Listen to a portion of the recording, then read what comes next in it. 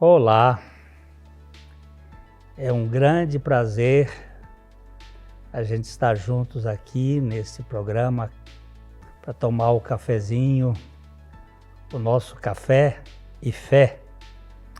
Você sabe que o nosso objetivo é falar do Evangelho, é proclamar as boas novas, aquilo que há de mais especial neste mundo.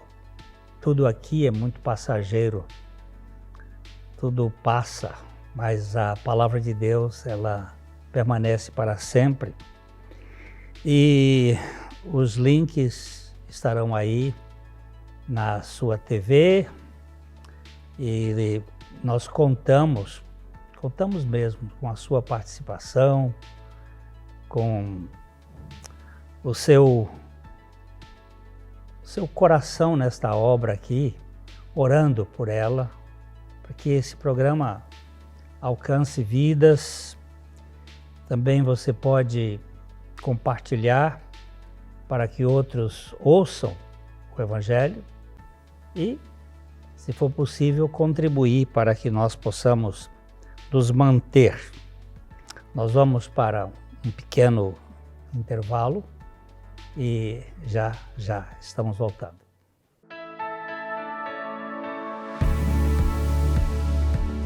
Bom dia, meus queridos, que a graça e a paz de Jesus Cristo estejam sobre vocês, sobre toda a sua família.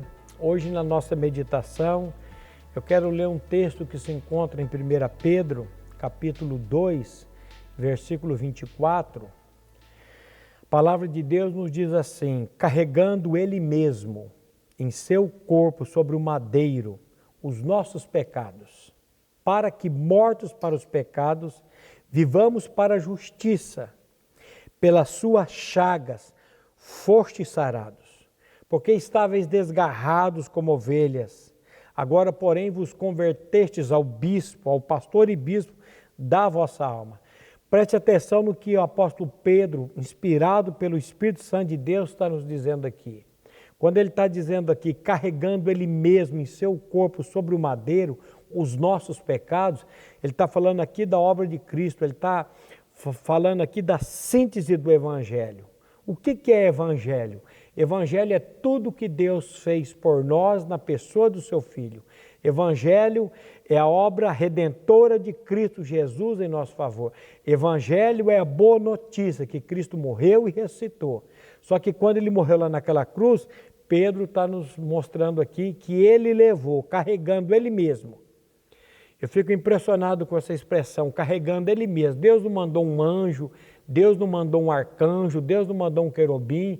Deus, ele poderia ter usado um outro método, mas ele enviou o Filho amado dele para esse mundo. Quando João diz que Deus amou o mundo de tal maneira que ele deu o seu Filho único, o seu Filho unigênito, para que todo aquele que nele crê não pereça, mas tenha vida eterna. Então Jesus Cristo veio para esse mundo, meu querido, minha querida, para levar sobre o corpo dele o seu pecado, o meu pecado, os nossos pecados.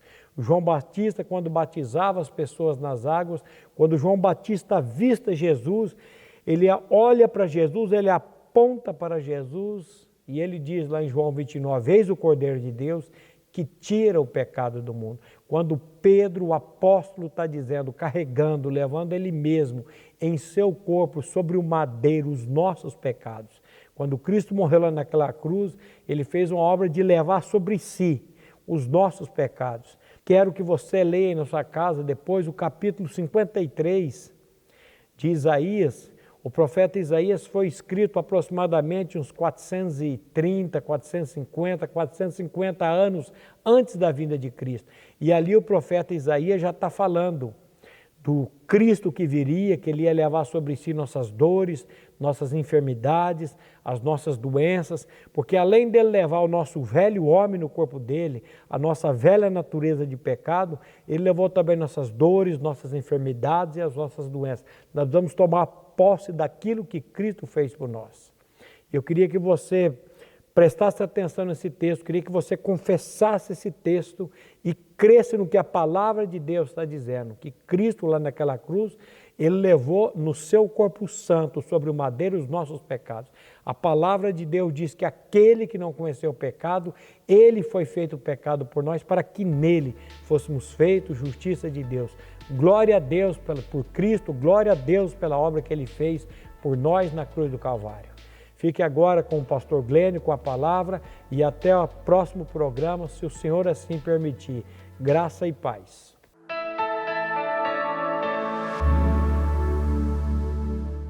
Ótica Higienópolis. Há 35 anos no mercado óptico de Londrina, sempre com novidades em produtos e tecnologia. Nossa equipe está preparada para dar uma verdadeira consultoria, facilitando a escolha de seus óculos para correção ou proteção solar. Ajuste de óculos personalizados, respeitando o conforto e anatomia do seu rosto. Ótica Higienópolis. Avenida Higienópolis, 346, em Londrina.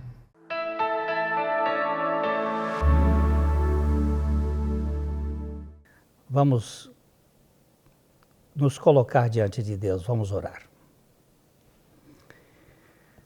Pai,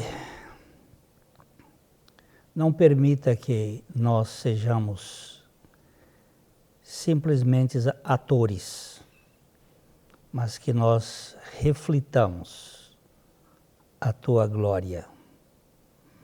Te pedimos, Pai, que Tu abras os nossos entendimentos para compreendermos a dimensão da Tua linguagem em Cristo Jesus.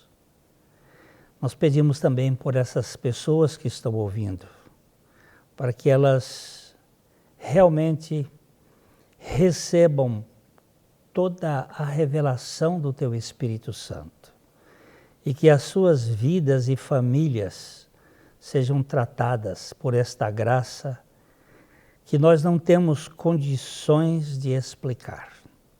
Nós te pedimos, Pai, que nos leves sempre debaixo da Tua proteção, neste mundo tão caótico. Nós te pedimos em nome de Jesus. Amém. Eu tenho falado aqui sobre os últimos dias, aquilo que vem acontecendo desde o sacrifício de Jesus Cristo. A cronologia bíblica coloca como os últimos dias ou os últimos tempos a partir da encarnação e principalmente da morte e ressurreição de Jesus Cristo. E nós vimos vários aspectos em outros programas sobre esta cronologia aí, os acontecimentos. E hoje, a partir de hoje, nós vamos abordar aqui a questão da linguagem de Deus para os últimos dias. No livro de Hebreus, nós lemos assim: havendo Deus, outrora, falado muitas vezes e de muitas maneiras aos pais, pelos profetas, nestes últimos dias, Ele nos falou pelo Filho, a quem constituiu herdeiro de todas as coisas, pelo qual também fez o universo. Aqui nós temos uma declaração que é cabal. O Velho Testamento é uma coletânea de falas proféticas. Nós temos ali, desde Gênesis até Malaquias, uma sucessão de profetas, de salmistas, de escritores que apontavam para uma realidade futura, aquilo que seria o projeto de Deus para a libertação do ser humano da cadeia, da prisão causada pelo pecado. Lá no Jardim do Éden, nós fomos nocauteados pela serpente e nos tornamos prisioneiros, escravos do pecado. A palavra de Deus diz que quem comete pecado é escravo do pecado.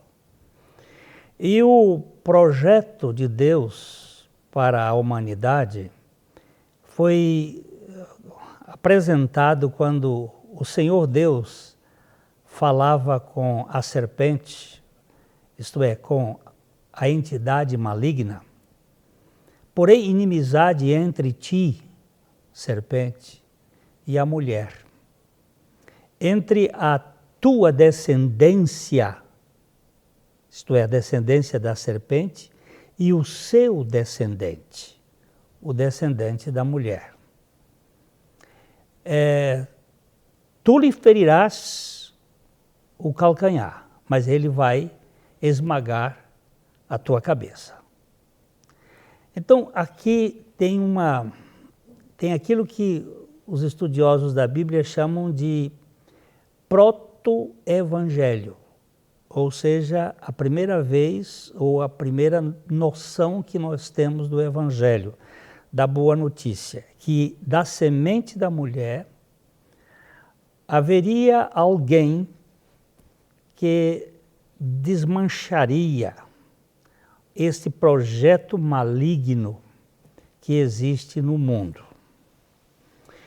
E todos os profetas, nessa linha cronológica, começando com Moisés até Malaquias, eles vão tecendo um crochê bem feito que vai chegando para a culminância do advento de Cristo encarnado. E neste fato, aqui em Hebreus ele está dizendo que Deus falou muitas vezes e de muitas maneiras. A gente sabe que Deus fala através da natureza. A criação, ela é uma linguagem do Criador, porque ela está apontando para alguém que transcende. Eu olho para o quadro da Mona Lisa, lá no Museu do Louvre, e eu não digo que aquele quadro foi uma criação espontânea, foi alguma coisa que surgiu por acaso, foi alguém que derramou a tinta e aquilo saiu. Por quê? Porque há muita inteligência, muito equilíbrio, a lei de Phi, a lei da beleza está ali presente. E a natureza, ela tem um discurso. No Salmo 19, ele diz que os céus proclamam a glória de Deus e o firmamento anuncia as obras da sua mão. Não há linguagem, não há fala, mas ouve-se a sua voz e o seu entendimento até os confins do mundo. Porque essa xícara, ela fala a respeito de alguém que a fez. E o universo, ele tem o traço da linguagem de um Criador. Essa é uma maneira que Deus fala. Deus fala pelas Escrituras através de profetas, homens que tiveram uma vivência, uma comunhão, uma identificação profunda com Deus, e a partir desta identificação, eles passaram a falar em nome do Senhor. A palavra profeta é aquele que fala da parte de Deus para os homens. E aí, nessa maneira pode ser por sonhos, pode ser por poesias, pode ser por narrativas. Ele falou muitas vezes e de muitas maneiras. Mas nos últimos dias, agora ele usa esta palavra, os últimos dias, ele nos falou pelo Filho. E aqui nós temos o Filho, o descendente da mulher, que não foi fecundado pelo óvulo, pelo espermatozoide do homem, somente pelo óvulo da mulher. Este é aquele que é chamado na Bíblia de o Filho de Deus, Cristo Jesus. Cristo aponta para a natureza divina, Jesus para a natureza humana. As duas naturezas numa só pessoa. A divina, Cristo, a humana, Jesus. Ele agora, o Filho, ele é aquele que se tornou, foi constituído herdeiro de todas as coisas e pelo qual também fez o universo. Nós aqui temos duas questões muito importantes para a gente pensar. A herança de Deus foi dada ao seu Filho, porque herança é uma questão de família, é uma questão de que é passado de pais para filhos. E Deus nos fez de Jesus herdeiro de todas as coisas. E este herdeiro é o mesmo que também fez o universo.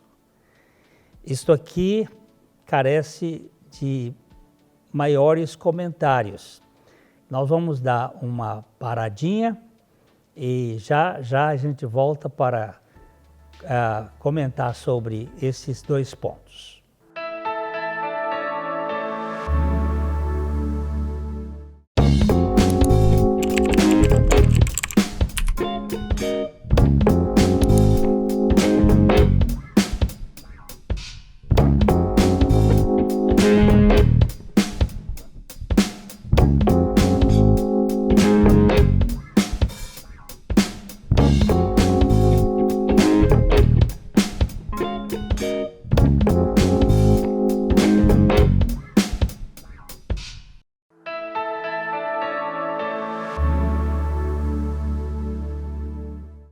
Nós temos olhado aqui sobre a questão da herança, que Jesus Cristo foi herdeiro, foi constituído herdeiro de todas as coisas.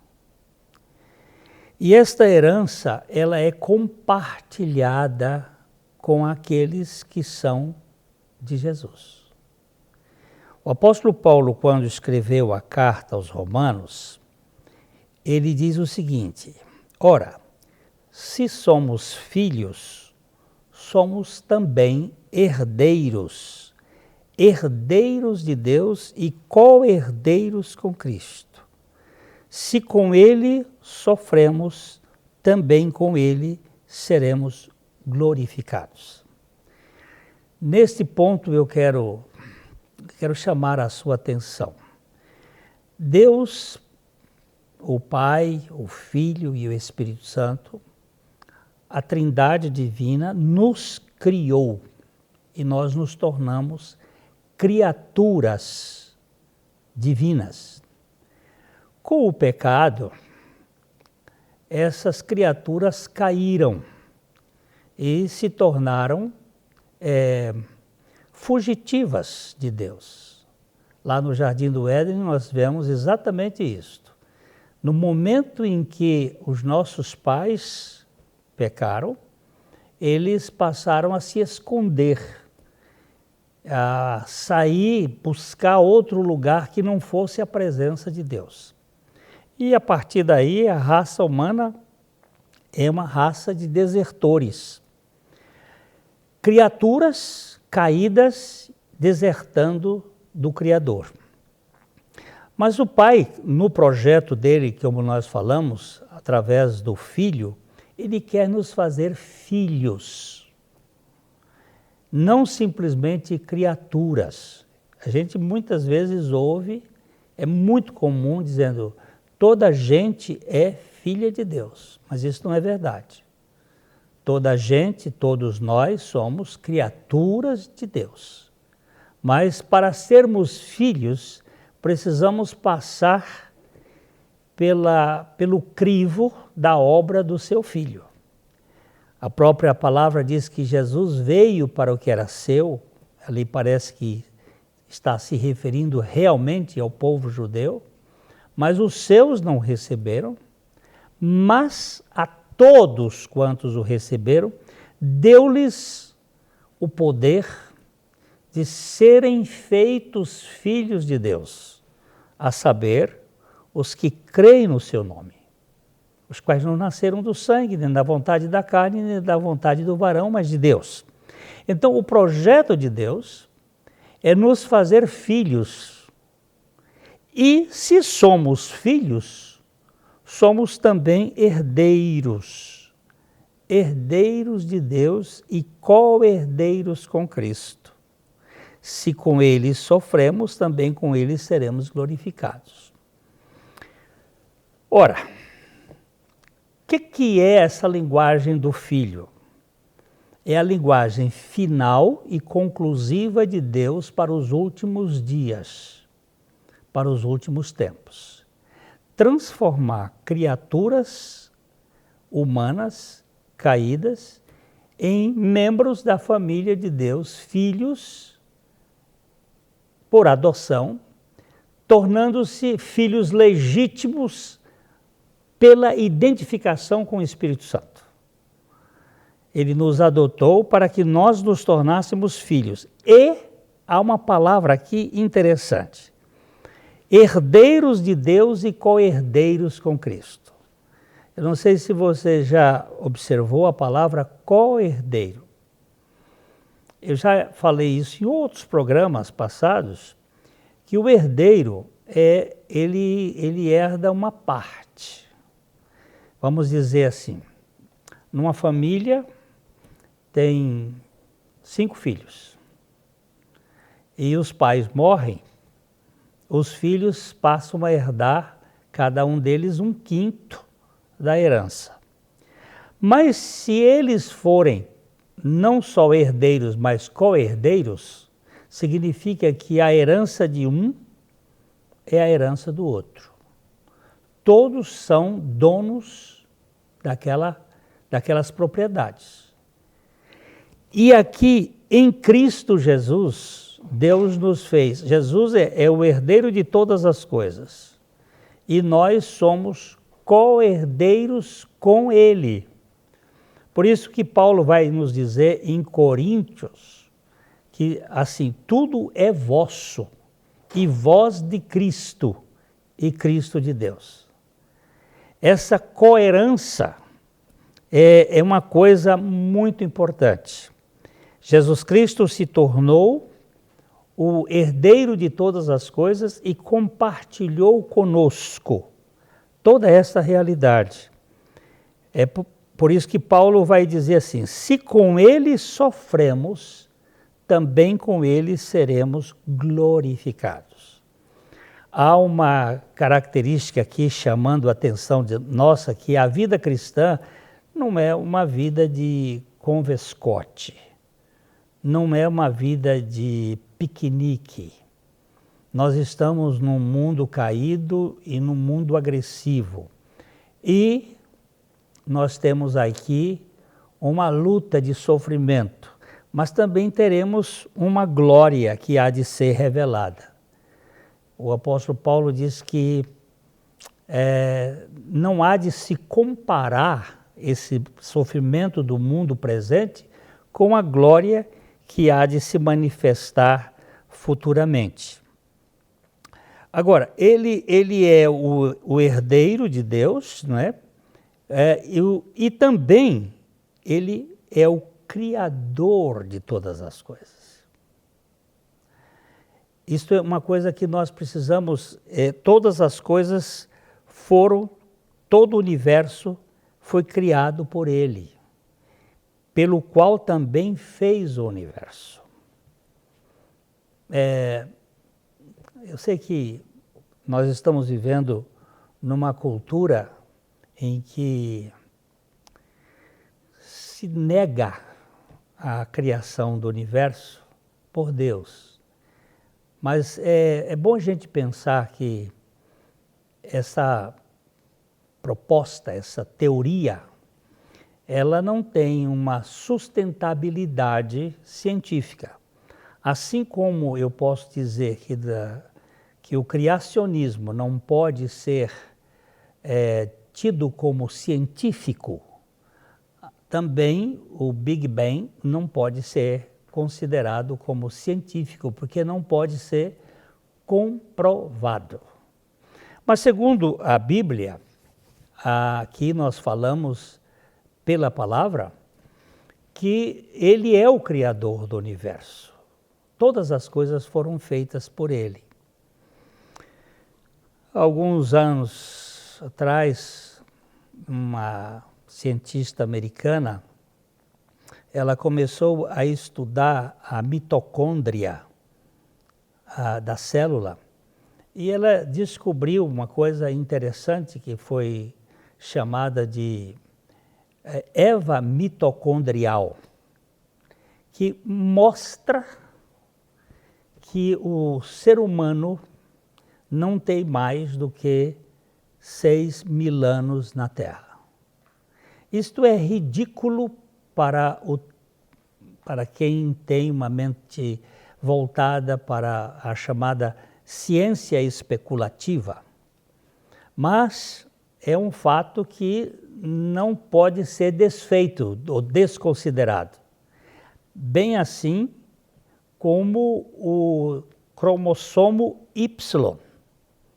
Ele mostra também que nós descendemos de um só pai, que eles chamam hoje de Adão Y. Tanto a Eva mitocondrial como o cromossomo Y estão falando de algo que chama a nossa atenção, de que há um Criador, que o mundo não é tão antigo como se pensa, e que nós precisamos considerar com mais exatidão este que fala da parte de Deus. Deus falando a nós através de Jesus Cristo. E o apóstolo Paulo vai dizer que nele, isto é, em Jesus, estão escondidos todos os tesouros da sabedoria e da ciência. Eu queria aqui que você não fechasse o seu filtro e que se você pudesse considerar este Jesus, certamente você terá um grande privilégio de conhecer alguém que ama pecadores e salva a gente da maneira equivocada como nós temos vivido neste mundo. Que Deus conceda a você essa realidade espiritual. Nós queremos também dizer que se você não ouviu os outros programas desta série, eles estão aí no YouTube, está aí o endereço que você pode entrar e pegar outras partes desta realidade que nós estamos vivendo ultimamente no final dos últimos dias. Não temos muito tempo mais. Está chegando aquele tempo de validade. Fica aqui o nosso abraço e até a próxima, se Deus assim permitir.